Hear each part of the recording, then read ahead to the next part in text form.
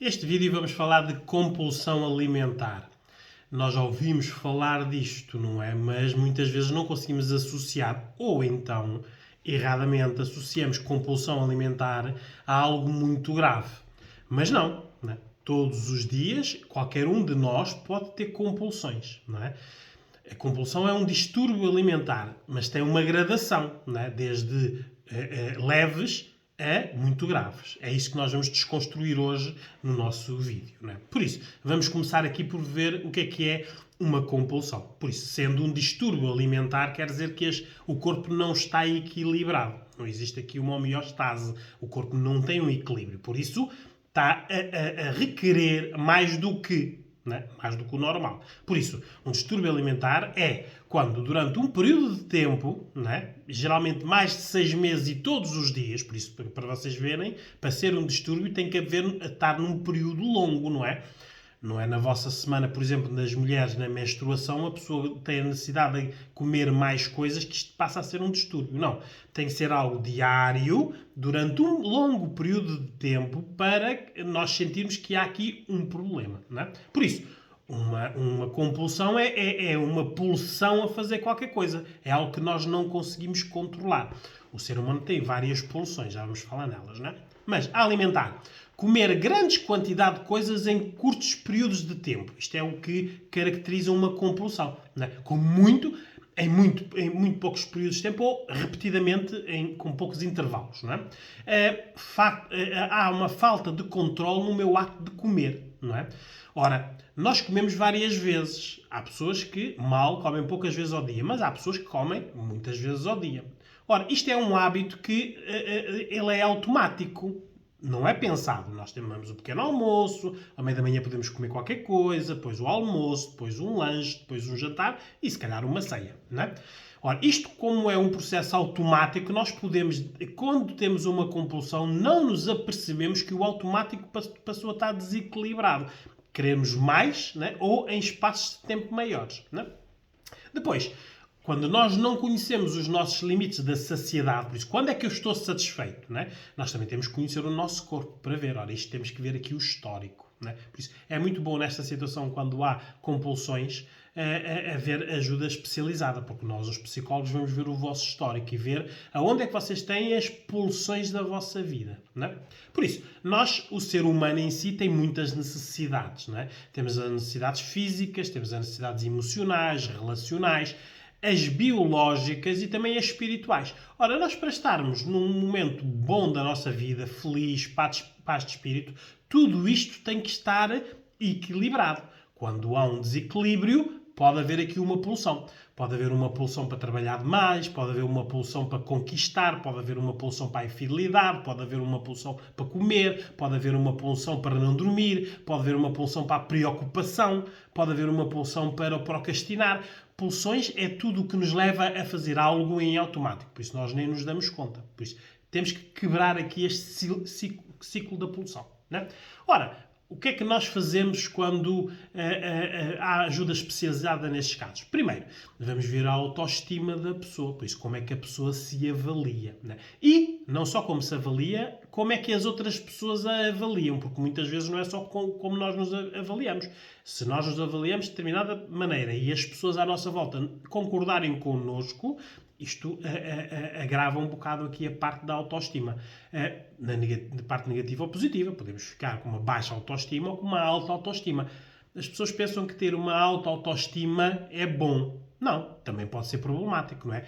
As pessoas que são narcísicas, as que nós dizemos que têm o rei da barriga ou que só olham para o seu umbigo, não é? Têm uma alta autoestima. Só que é uma alta autoestima assente no que os outros dizem. É muito importante o que os outros dizem. Por isso, a maneira como se avaliam, muitas vezes até é errada, porque a pior coisa que se pode fazer a uma pessoa narcisa é criticar. A pessoa não sabe gerir uma crítica, porque não está habituada. Os contextos e as pessoas estão sempre no ponto de a elogiar ou favorecer ou positivamente estar sempre a dar-lhe um contexto positivo. Por isso temos que ter muita atenção à autoestima nesta parte das compulsões. Depois o autoconceito, que é as crenças, é as nossas aprendizagens. como é que nós nos vemos, quem sou eu, não é? O nosso corpo, olhamos para o espelho, gostamos, não gostamos, o que é que nós criticamos no nosso corpo, o que é que gostávamos de ver alterado, o que é que nós vemos que as outras pessoas não gostam, o que é que nós vemos que somos diferentes das outras pessoas. Também, como é lógico, os nossos hábitos, não é? Que hábitos é que nós temos? Há hábitos que nos são favoráveis e hábitos que não são favoráveis. E depois também, no autoconceito, também temos que ver aqui muita persistência. Nós, em todas as tarefas da nossa vida, fazemos as coisas de início, meio e fim. É que há pessoas que não conseguem fazer tarefas até ao fim. Né? Fazem muitas coisas, têm a noção de que fazem muito, mas não terminam as tarefas. Ora, isto é muito mau. Porque quando nós estamos com uma pulsão, não é? É um descontrole, por isso nós temos que conhecer estes mecanismos nossos. E cada pessoa é diferente uma da outra, não é? Depois temos que ver a nossa autoimagem. Como é que nós nos vemos com os nossos olhos, não é? Há pessoas aqui que, como se veem e como as outras pessoas as veem, é totalmente diferente, não é?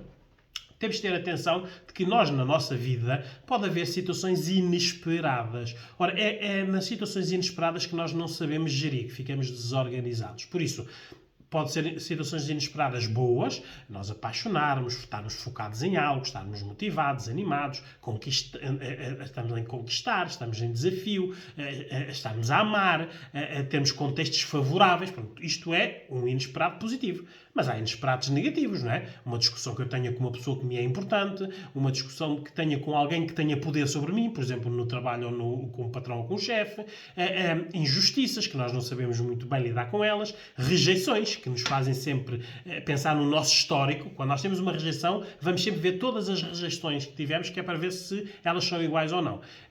E os lutos. Os lutos, neste caso, não é o luto de pessoa que morre, pessoa que se ausenta fisicamente. Não. Lutos relacionais, um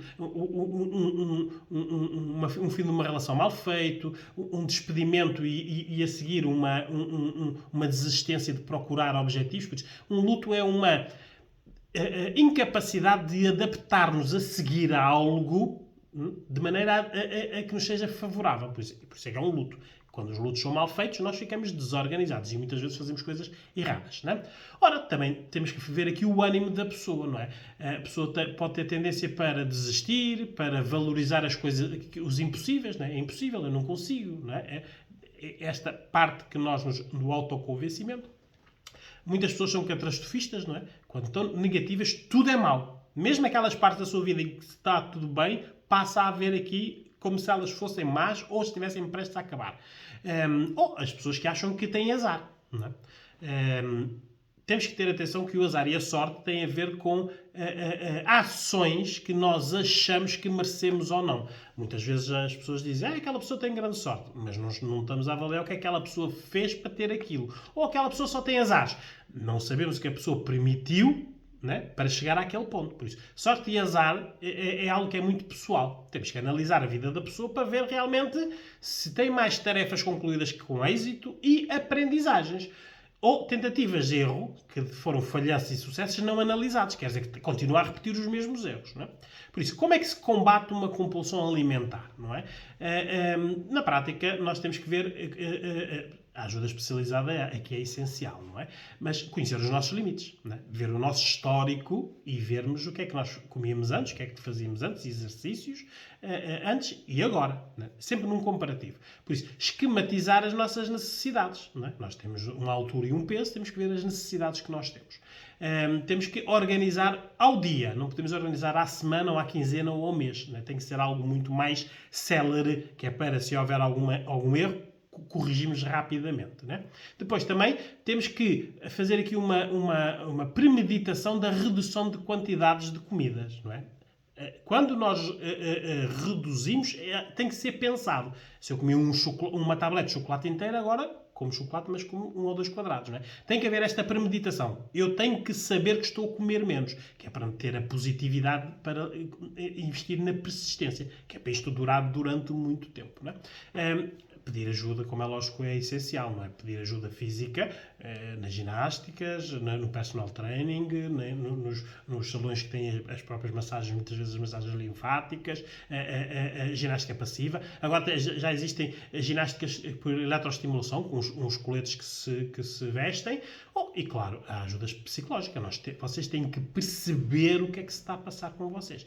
depois de perceber o que é que está a passar, é que fazemos essas alterações.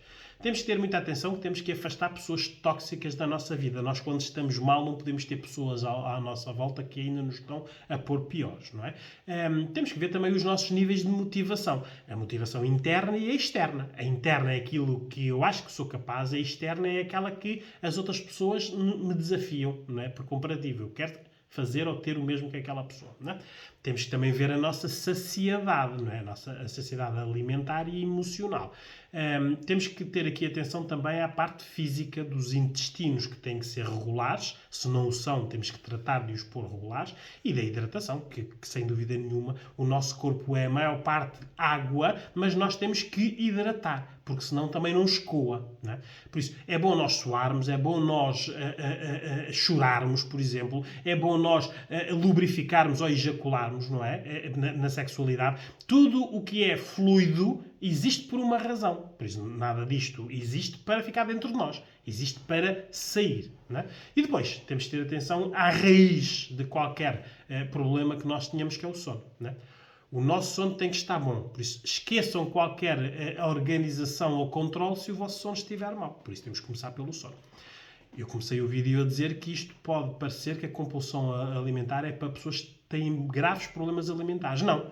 Nós podemos estar numa boa relação com alguém, de repente temos uma desilusão e darmos para comer muito. Ou não comermos nada. Aliás, nós sentimos na nossa vida, se olharmos para trás, que sempre que temos um problema na nossa vida, o nosso corpo reage de alguma maneira. Geralmente nas desilusões emagrecemos e quando estamos no bem bom engordamos, não é? Ora, isto é um histórico, por isso nós temos que pensar. Por isso, uma compulsão é algo que tem que ser diagnosticado. Nem todos nós temos compulsões, mas todos nós temos pulsões. E se nós tivermos pulsões e não sabemos qual é os nossos limites, neste caso da saciedade, temos aqui um problema.